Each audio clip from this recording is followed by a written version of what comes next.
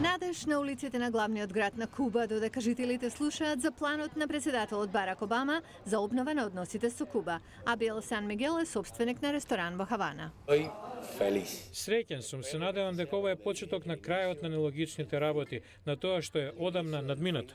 Но има и други мислења во оваа кубанска заедница во Флорида. Само Обама прави одстапки, што прави Кастро? Промени во Куба ќе има, но не толку брзо. Ќе биде потребно време Стейт Департментот да ја преиспита позицијата на Куба како терористички спонзор. Ова е заменичката државна секретарка за прашања од западната хемисфера Роберта Джейкобсон. Треба да видиме дали тие го осудуваат тероризмот. Треба да видиме дали ратификуваат меѓународни инструменти против тероризмот.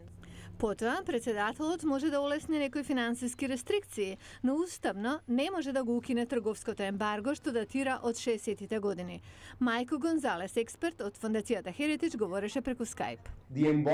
Ембаргото единствено може да биде сменето и коригирано од страна на Конгресот. Обама, како извршен орган, нема легислативни овластувања.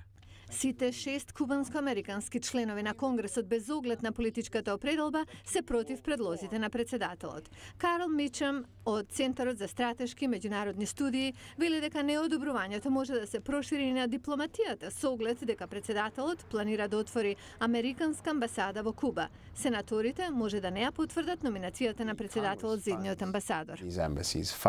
Конгресот ги финансира овие амбасади, ја финансира владата. Прашањето е дали ќе застанат за ова.